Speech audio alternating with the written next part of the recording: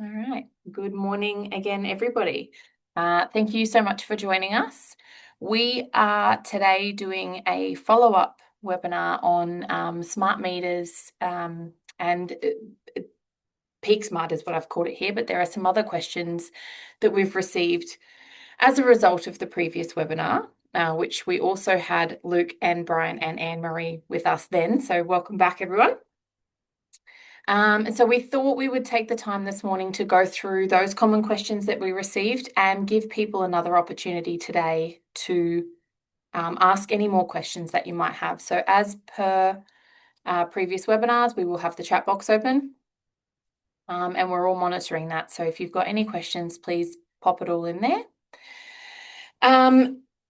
First and foremost, I would like to take this opportunity to acknowledge the traditional owners of the lands on which we all meet today. I am on Turrbal and Yugara land.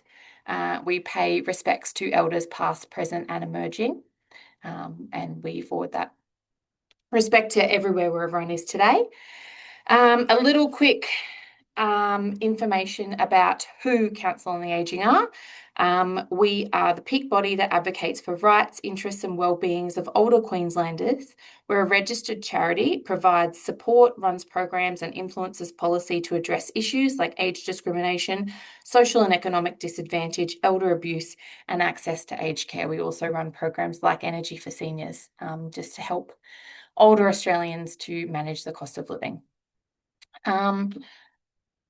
If you've got any questions, quick reminder, pop it in the chat. I might just hit the ground running if that's all right with everybody. You're all on mute. Nobody wants to talk to me. Yeah, go. Okay, so the first question is, sorry, I just got the chat box lit up. So I'll start from the list that we've got and I'll go back to the chat box. The first one, which we get quite often, is this one's a Brian question, I believe. Can the smart meter turn off my air conditioning? Yeah, look, it's a good question. Short answer is no. So smart meters are designed to record energy usage, and that information is used to bill you based on your tariffs by your retailer. There are a couple of other programs that voluntary programs that customers can sign up to that do involve sending signals to a device or a circuit on which an appliance is connected. They are voluntary programs. One is called the Peak Smart program. That program is actually coming to an end on the 30th of November. It's closing for new applicants. There's also so that's a cashback program where you get an upfront cashback. There's also other tariffs called Tariff 33, Tariff 31. In Brisbane, Southeast Queensland, they're sometimes called Controlled Load 1, Controlled Load 2, depending on your retailer. And that's where you can voluntarily connect an appliance like a hot water system, a pool pump, even an air conditioner to one of those tariffs. You get a cheaper tariff rate in return for the network being able to switch that load off. Sometimes daily, sometimes only every few months, but they are both voluntary programs. And if you happen to be in a house where those things exist, they can be removed if you talk to your landlord about that. But no, smart meters don't turn off devices. Only those other voluntary programs are involved with managing that load on the network. Can I add a little curly question to that one? Which with the Peak Smart, how would you know if you're on a Peak Smart? Because I think some of the fear from that came when obviously air conditioners were turned off and people didn't know that they were a part of the program. Perhaps they'd bought a home and the previous owners had done it, or the real estate had done it, or something. How do you call an electrician, or how would you find that out? Yeah, look, there's a couple of ways. You may know that if it's during a peak event where it's very hot, if we're going to do those events, and we do publish those events on our website. So if people think, well, was that a Peak Smart thing? You actually go to our website and we're very clear about when we call those events. It's only usually 3 or 4 times a year, and particularly on those really hot days, typically in late February when it's a heat wave and it's like 3 or 4 days, and we signal those events to stop losing supply on the whole part of the network. Mhm. So that's one way you can get an electrician to. You could ask your landlord, did they involve with the Pig Smart program? An electrician would tell you because there's a small device that's actually installed inside the compressor unit, which is this bit that sits outside. Mhm. Now, it's a very quick job. You could actually open up and look inside, but that's really restricted to licensed people to do it safely. Yeah. But if there's a couple of ways to do that. Okay. And if you find that it's in there, it is permissible under the PixArt program to say, look, I don't feel like I want to be part of that program. I'd like to have it removed. So Okay. you can just have your electrician just remove that. It's a very quick job. It takes 5 minutes. Perfect. Um, so it's not a difficult thing to do. If your landlord has issues, we've had a few times where landlords have said, oh, sorry, tenants have thought that the landlords would want to keep it in.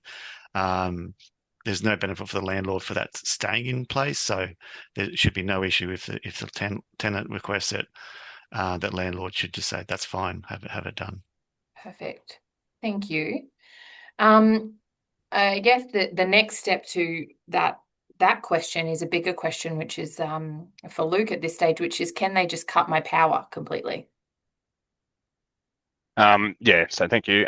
Look, while smart meters have the capability to do that, and it's used in other states and territories, at this point in time, Queensland retailers can't just cut your power off through your smart meter. So it's part of our rules and regulations. So definitely the capability is there, but it's not something that's actually used or allowed to be used in Queensland. Okay, that's good to know. And does it cost an individual to get a smart meter? Yeah, so there's a program in place that will start on the 1st of December this year and run through until the end of November in 2030, which is called the Legacy Meter Replacement Plan. And what that's aimed at doing is, and I think we spoke about it last webinar, is to try and get smart meters installed across 100% of sites in Queensland or across Australia. If you're getting your smart meter replaced under that program, or for other reasons, maybe your old meter failed, they can't read it, and it needs replacing, then that wouldn't come at a cost to the customer at all. The customer isn't expected to pay in those instances.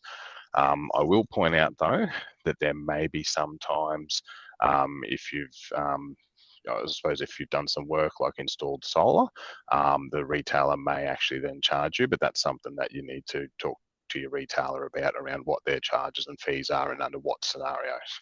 Hmm. Okay.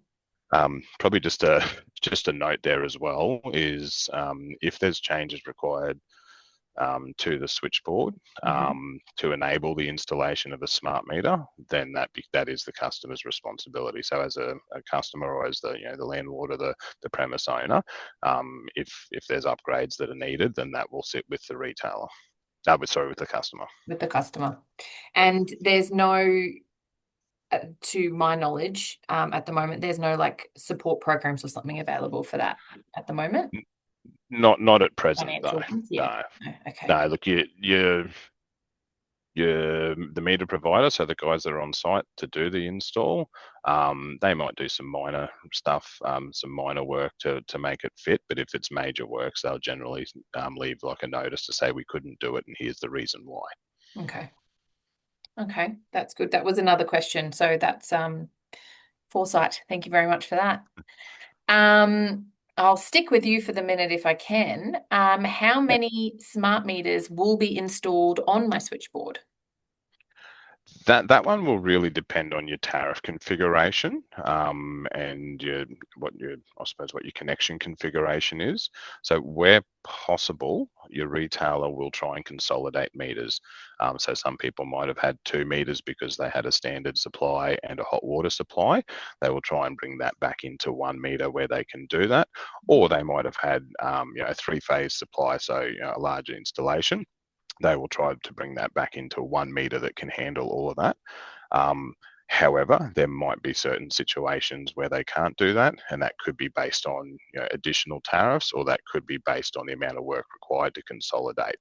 So that will really come down to the meter provider and the retailer's assessment on site. Cool. And if they are able to bring it down back to 1 meter, you could still do like a controlled tariff on your hot water and just off the 1 meter? Yeah, you shouldn't lose any functionality with the installation of a smart meter. It should replicate your current tariff requirements. Okay, awesome. That's good to know. Which leads us into the next question. Gosh, we're good. How many tariffs can one smart meter handle? Typically in Queensland, it's 2, so a general supply and then an off-peak or a controlled load supply. Yeah. And typically, if you had a third tariff, you would then end up with a second meter in those instances. Look, I am aware that in other states, meter providers can use like a polyphase meter that can do up to 3 tariffs, but that's not something that we can promise is being used in Queensland by the different metering providers.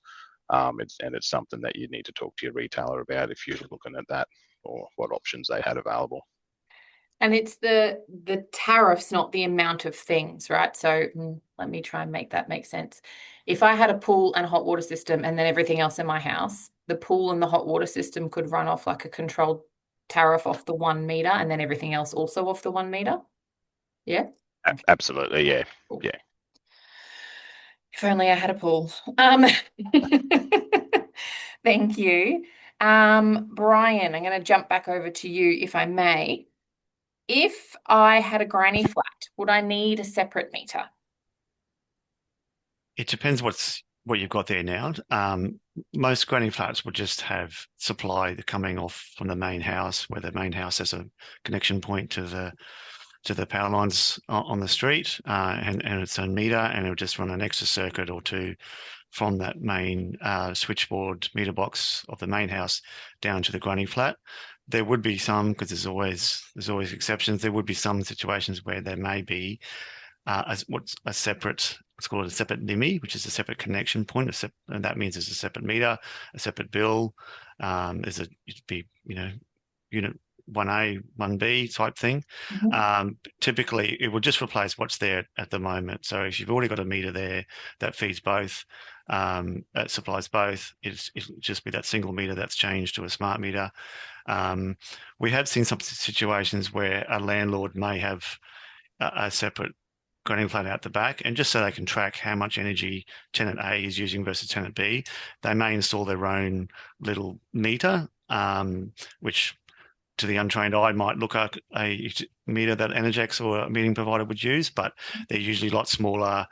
They don't look as big, and they're not big bulky grey thing. Yeah.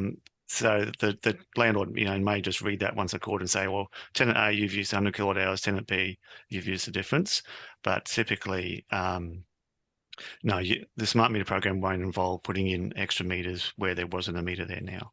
Yeah. But then I guess if I wanted to, if I had a granny flat and I wanted to rent it out separately, I could do that. There would be costs involved, I'm sure, but you can do it. Oh, you'd have to apply for a separate connection. Yeah. Okay. So that becomes a whole other process, a connection process, and typically, it's not normally done in those situations. Okay. But you can make the inquiry about it. It's usually the cost would outweigh any benefit that you would get. Okay. Brian, I think simply to each separate account will have its own separate meters is probably the way to look at it. So if the granny flat's under the one account, it'll all be under the 1 meter. If it's under multiple accounts, then you'll have multiple meters. Yep. Yeah. Okay, that's good. So this one is, so when they do replace the meter, is the customer is put on a like for like plan, or where do the benefits of the smart meter come from? That is a Brian question, it looks like, but feel free everyone to jump in. You're muted, Brian. I had an ambulance going past. Oh. Yeah, look, the benefits come in when you have that meter, which gives you the visibility of your usage. Okay. So it's be able to have information on your usage that you can then with your retailer, consider other tariff options other than a flat rate tariff, because the meters measure electricity every 30 minutes. That makes, and a lot of the new tariffs are based on variable usage and costs. That makes you eligible to consider those tariffs. Doesn't mean you have to go onto them. And the advantage is it's like going to the pub and you walk in and you can only pick one beer from the tap. Yep. With a smart meter, you've got options across. You can have multiple different choices Yeah. of your favorite tipple. So that's one advantage of that. Having that meter, if you're looking at installing solar, because you're seeing how you use energy during the day. If you are considering installing solar, that's quite powerful information for a solar installer to say, well, this is the type of, we know what your usage is like, and we know if installing solar and or a battery might be of useful to your household and how they can design that system properly. Another advantage is because the meters get read every night, most retailers have a portal where you can log in and you can see your usage. So instead of the old days where you get your bill 90 days, up to 90 days after your usage, which is too late to do anything about, if you can log in the next morning and see, well, this is some high usage yesterday, then you can actually see, get that more direct feedback on your usage that can then help you manage your bill for the rest, manage your costs for the rest of that billing period, which is typically monthly. So there's a range of benefits to the smart meter that you can take advantage of. And it's just about having a conversation with your retailer to understand what they can offer you. Many customers will be better off on a time of use tariff.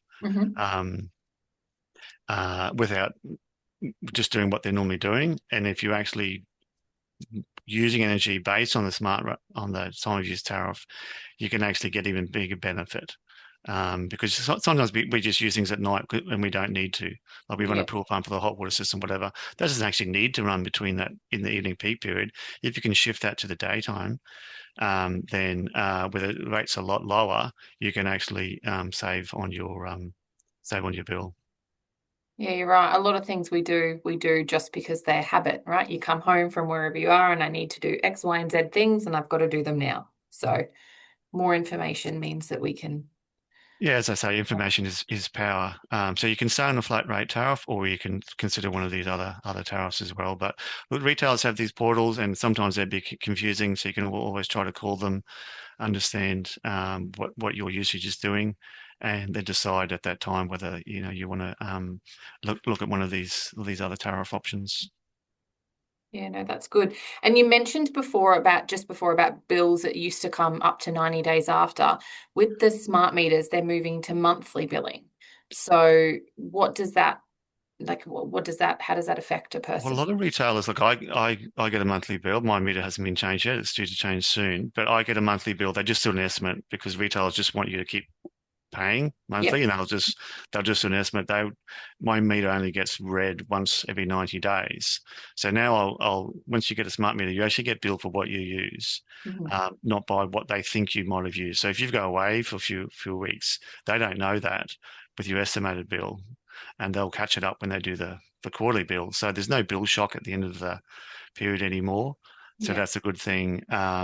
And the other thing we've talked about before is that there's no one needing to come to your property. So if you do have a dog, you don't need to, worry about tying up the dog anymore, or, from when the meter comes.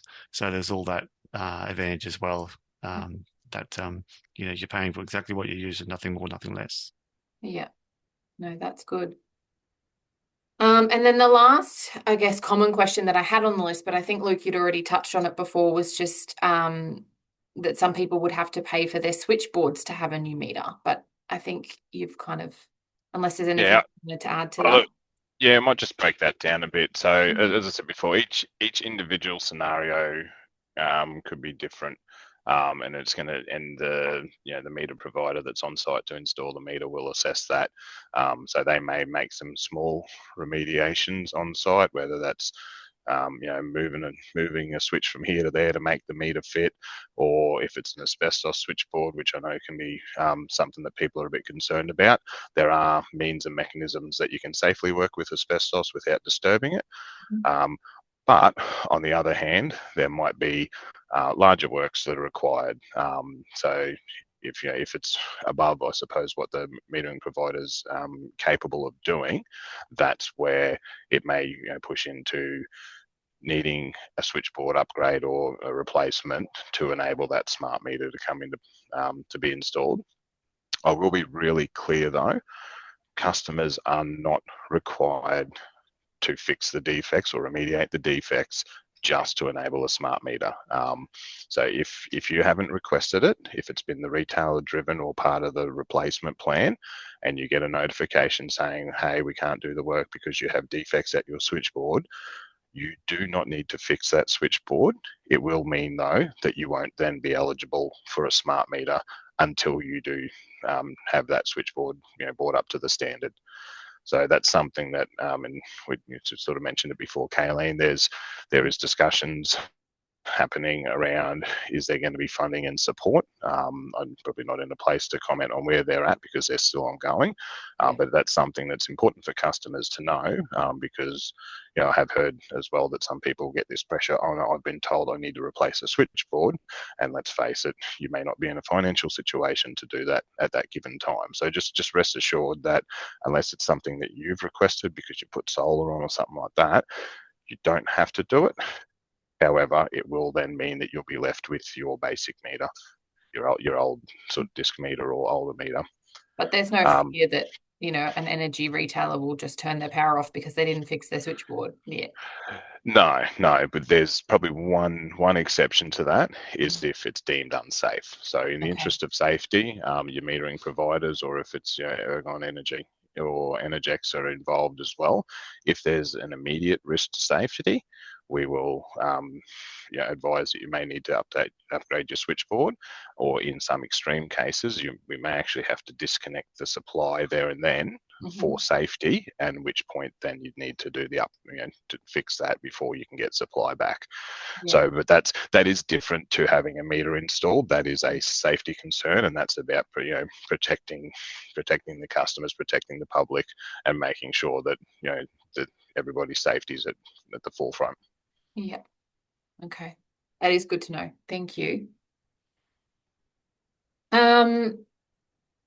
So I've got a couple here. Anne-Marie, have you been monitoring seeing all the lovely questions come through as well? No, I have. Yeah, I don't know. Do you have a particular point that you would like to start at there, or? I think we just have a chat. If you don't mind, I can probably answer the first one, or at least talk to the first one. Absolutely. So the question is around what's the process for the following example. A smart meter that stops communicating could be a battery or a meter fault. How does the system recognise that this individual meter has stopped communicating before a service call is initiated? So as Brian mentioned before, the meter providers will actually dial in to the meter nightly to extract the data. That's how they keep the data. If they can't do that, that's when they'll then monitor that, and after a period of time they'll say, we can't communicate with this meter, we need to send somebody out to actually check it out. So that I suppose that's the way that it'll happen, is that they'll identify that we can't actually talk to the meter. What they'll also do though is if there's an alarm that shows up in the meter, it could be something like a battery alarm, or it could be that there's no consumption when they expect consumption, they may actually send an investigation out as well, just to make sure that the meter's working properly and recording your energy correctly. Awesome. Okay. Brian, there's one there for you that you might want to talk to about the hot water system and off-peak times. Can you read that chat, Brian? I can read it to you if you can't find it. Yeah, I can see that. So the question is, someone's got a smart meter already. They've noticed the hot water system often starts up during the peak times. It doesn't have a time switch. Is there a simple way to get it to be off-peak friendly? So the word off-peak, sometimes people talk about those as the off-peak tariffs or the economy tariffs, or do you mean off-peak or in terms of the time, like the actual time of peak, which is typically 4 till 9. So I'll address the second one first. If you have that hot water system connected to one of your off-peak tariffs, say tariff 33, or controlled load 2, as it's called in Southeast Queensland, that demand shouldn't, in most cases, at one retailer, and I'll mention them because that's their policy, and we've raised it. There's one retailer we've seen, Alinta, who have charged people for their consumption on their Tower 33, their demand on their primary tariff. Now, most retailers don't because they are separate tariffs. So normally, when you put your load onto an off-peak tariff, even though that hot water system might be running between the peak times on your primary tariff, the 4 to 9, if you're on a primary tariff with a peak period of 4 to 9, that doesn't incur charges on your main tariff. And so check with your retailer on that. But generally, and the reason for that is because it's on an off-peak tariff, the network has the ability to turn that load off. So if we see pressure on the network, you've already given us the ability to turn that load and take the pressure off the network.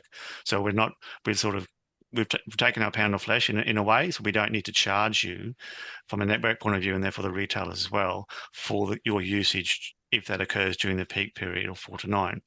Now, if you've only got one tariff at your premise, everything would be on charged by your primary tariff, and if that has time of use signals, or high demand charges or time of use charges in the peak period, yes, if that hot water system is happening to come on because you've had a shower, cold water goes into the tank, hot water goes out, the element wants to come on and heat itself back up again, that energy usage will be billed as per your primary tariff. Now, there's a couple of ways you can do it. You can install what's called a DIN rail timer. They cost less than $100. This is a little simple timer, a mechanical one. You can get digital ones that just go into your meter box, in your switchboard, and it just tells it. It just gives hours when that hot water system can run and not run. So for a few $100, with electrician's time plus the part, you could have a device. There's also ones that you can do the similar thing, but you can also then control it through an app. So you can actually, so if you're going away or you want to do something, you've got extra people in the home, you can say, actually, I need that hot water system run a bit more than it normally does. So there's a few things you can do there. A basic one where you have to physically walk out and change the times if you want to. Or there's this ones that are the Wi-Fi based ones where you can have a little bit more smart control to keep it out of your period or turn it back on. Mm-hmm. So, because this person's just added to say that everything's on a demand time of use. So if he did that option with the I forgot what you called it, but that thing installed, the timer, yep, yeah, then that would support a benefit for this person being on that time of use tariff. That would definitely help because hot water systems either have a 2.4 or 3.6 kilowatt element, sometimes even bigger, depending on the system. So having that big load, big amount of energy occurring during your time of use period in the evening will certainly be contributing to your bill being higher than it could have been. And hot water systems is what we call an invisible load. So it's not like turning an air conditioner off where you feel it straight away. You typically have got plenty of hot water in your tank, and it doesn't really matter if it comes on at 9 o'clock because it'll just heat up again then, and you'll have hot water, in an hour or two, and certainly by the morning if you're having showers in the morning. So that's a bit of a sponge. Hot water is a bit of a sponge. You can run them, take hot water out of them, put a timer on to stop it running in that peak period, and then they can come on and recharge your tank again, and you won't notice it. Mm-hmm. Okay, that's. Yeah. I'll just probably add to that what we are seeing as well, especially where people are getting solar installed, is their solar electricians are talking to them and they're moving away from an off-peak, a controlled load, so where network is switching it on and off, and they're using those timers so they can really control it when their solar's working. So they're not doing anything with their hot water unless it's being fed while they've got that solar there, just as a cost saving thing. And like Brian said, if you've got one that's a little bit more intuitive through an app or something, you can actually control it. So if you've got people coming over or your situation changes, you can boost that when you need it and just pay that little bit extra, but really control your I suppose your spend on electricity through your hot water. another option there too, if you're looking at changing your hot water system for the future, is maybe a heat pump. A lot of them have those timers built in that you can set. They will heat for a shorter amount of time, but you can also choose when it will heat. You guys are a wealth of knowledge. Love these webinars. All right. Where were we? So it was that person. So the I'll small lithium battery. Yep. Yeah, I'll take the next one. Yeah, so a small lithium battery and a smart meters for backup of clock and data communications has a life of about 15 years. When this ends its life, will the meter be replaced or just the expired lithium battery?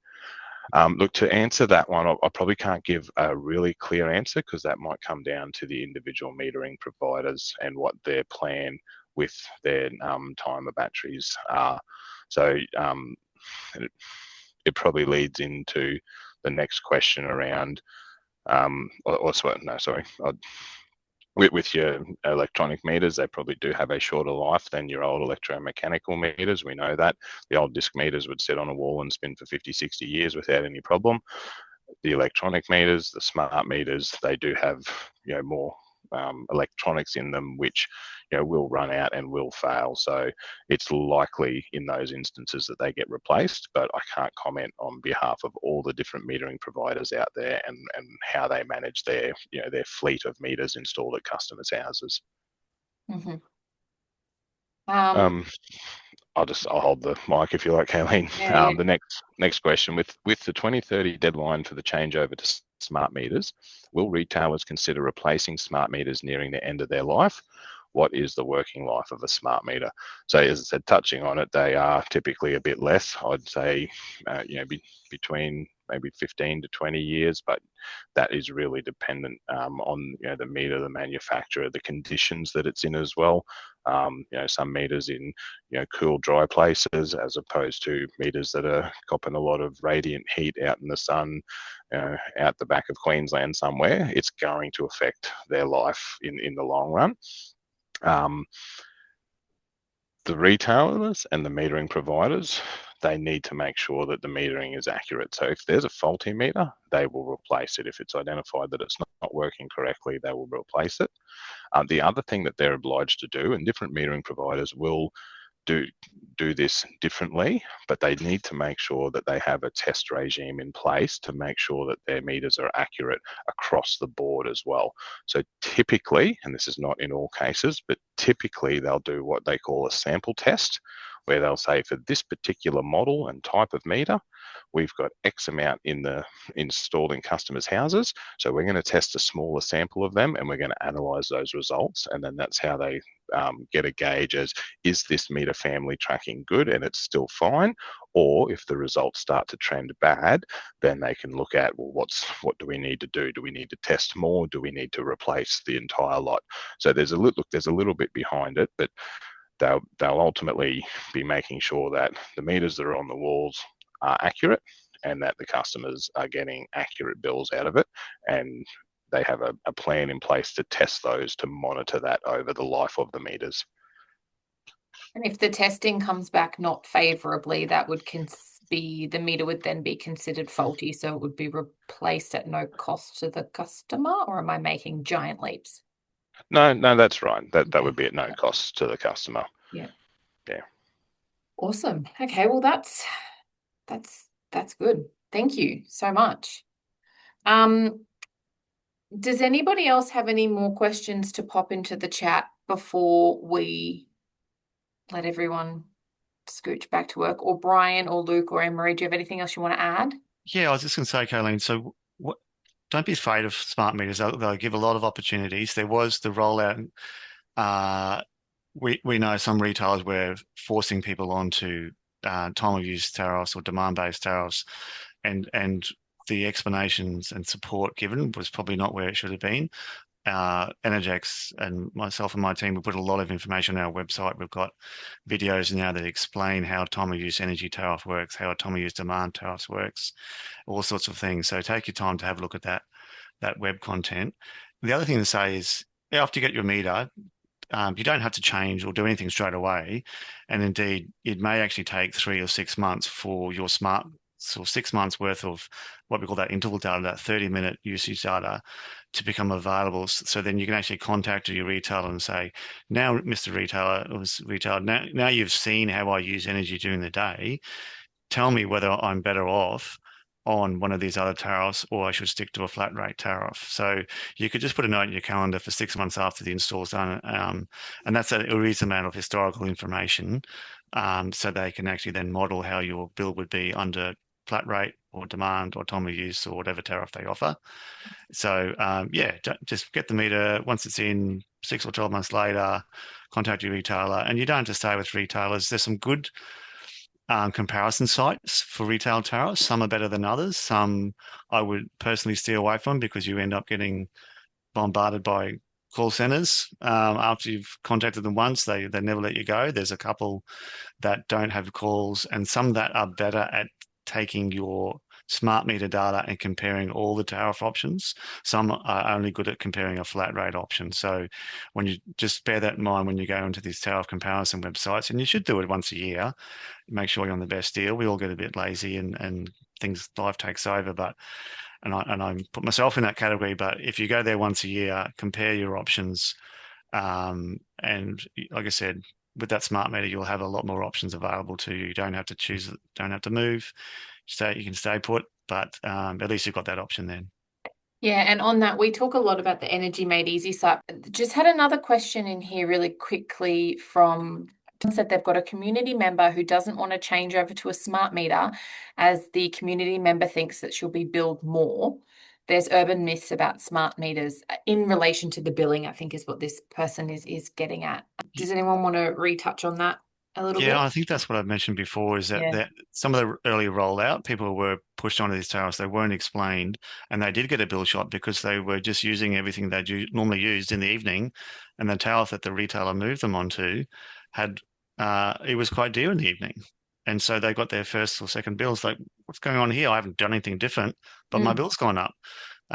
It's a bit like driving through trying to think of an analogy. You're driving through a school zone, but they don't have the school zone warning signs, but there's a policeman there and he'll ping you because you didn't know that the speed limit is down to 40 because you've just been driving 60 because before you got to the school, that's what you're doing. So you have to drive to the conditions, as they say, from that perspective, and also from a tariff point of view, you just have to understand what tariff you're on to get the most out of it. So we understand that there's some myths out there and people have got real world experiences of bills going up after they got a smart meter, but because of that situation where they weren't aware, they weren't told, they didn't understand the tariff they were put on, which is why the Queensland government came out with late last year and said, all retailers have to have a flat rate tariff. And for whatever reason, your retailer is not, making that easy to stay on a flat rate tariff, you can always shift. There are plenty of the retailers, and some of the big ones, some of the smaller ones will offer a flat rate tariff. Still, if you want something you don't to think about, look at the flat rate tariffs. They can be a bit higher than the variable rate tariffs, but if you want something you don't to think about, you've still got that option.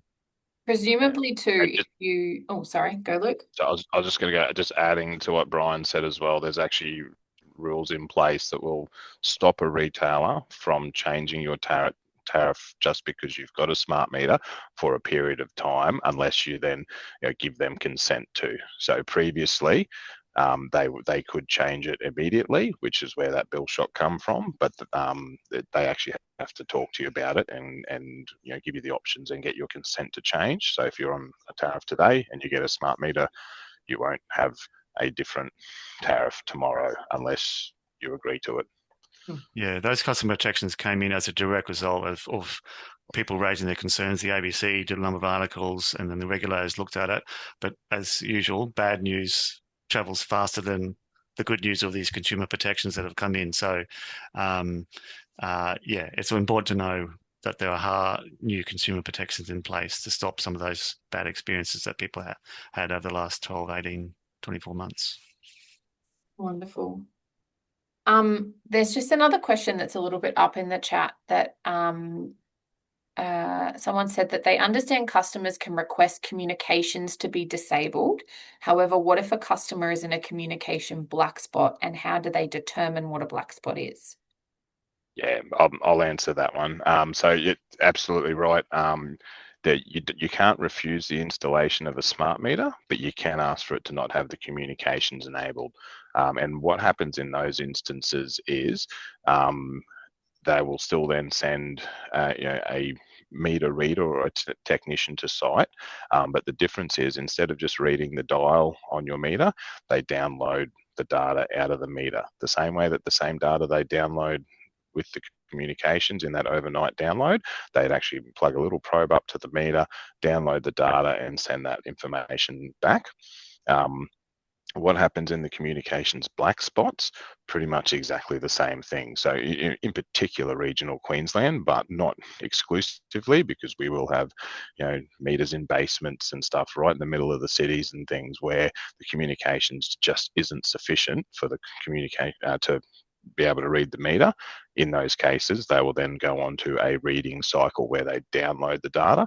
So you'll still get that good quality data that Brian was talking about that'll help you understand your usage patterns and other tariffs.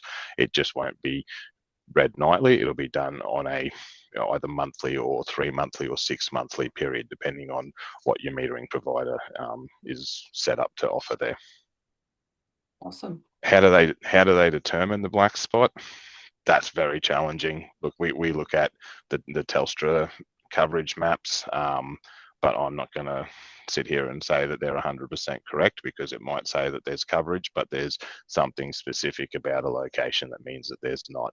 So, best endeavours, I suppose, is to get the communications working where they can, and if not, then the meter provider then knows they need to enact that manual read. Yeah. Awesome. And then there's just another comment here about someone who's been paying an average of 24 cents using a retailer who charges market rates, not tariffs. That's probably a little outside of the smart meter scope, but that's good information. So I think people can research that themselves. Yeah, there's a lot of innovative retailers coming out where they'll actually pay a variable rate based on what the wider electricity market happens to be doing on that day. So there's some people at the really cutting edge of how they buy and sell electricity to customers. You have to know what you're getting into there, but if you're happy to play the game, it's it's an interesting way to get your power. Yeah. No, I think you're right. I think if you know what you're doing, it's very smart. I happen to know that person, and they're very smart individuals. Right. I think I don't have any other questions. I think you guys have answered them all. Unless anybody else who is attending has any more they want to quickly pop in the chat. But thank you all again for your time. This is not just this morning, but in the the weeks back and forthing and unraveling my dribble when I'm trying to make it make sense so that we can formulate these questions to you all. I really appreciate it. So thank you everyone who attended today and previously also. We really love to see it when you guys come back and get involved in these webinars. It really does make a difference. So I'll let everyone get back to their morning. Thanks for giving us the opportunity, Kayleen. We appreciate it. No, anytime. Thank you, Kayleen. I will send out as much information as I can post-webinar. Links to, I know Anne-Marie already posted in the chat, thank you, links to the website that Brian was referring to, but I'll post that out again, and with a PDF to our tariffs and smart meter booklets as well, so that people can get some more information from that. Yeah, really good. Thank you so much, everybody. Really appreciate it. Anytime. Bye now. Thanks. Thank you. But I was